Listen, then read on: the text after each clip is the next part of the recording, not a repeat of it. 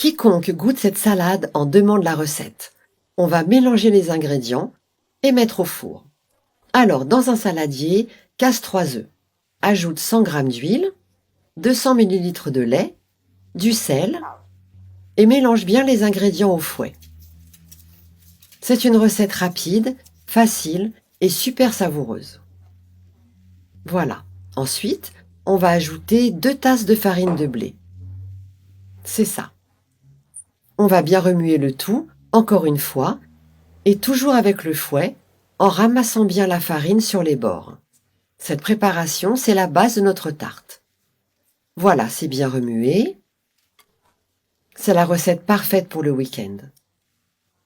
Après avoir bien mélangé, la pâte est prête.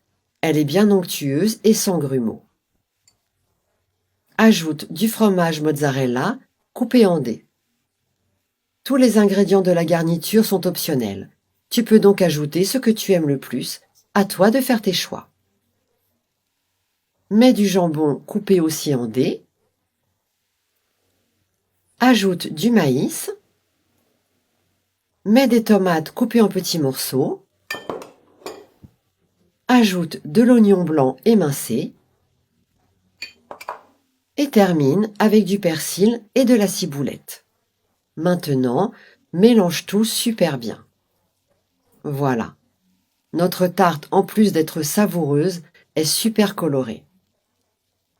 Quand cette tarte va être terminée, tu vas voir, le goût va te surprendre. Après avoir fini de tout mélanger, on va ajouter de la levure chimique. Comme ça.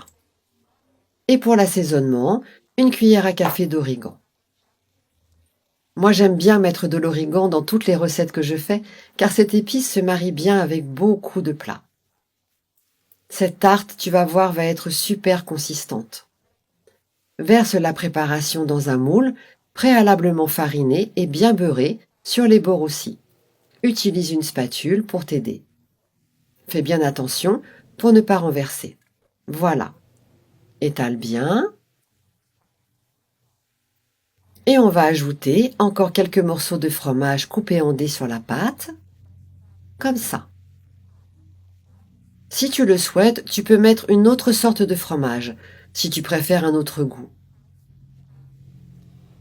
Remets aussi du jambon, coupé en dés aussi. Et termine en ajoutant du maïs et des tomates coupées. L'oignon blanc, bien sûr, est indispensable. Et on finalise avec du persil, de l'origan. Tu fais cuire à 320 degrés pendant 45 minutes. Cette tarte est merveilleuse. On y goûte? Découpe des bonnes parts et utilise une spatule pour pouvoir servir sans renverser. Tu dois vraiment essayer cette recette. Bon appétit!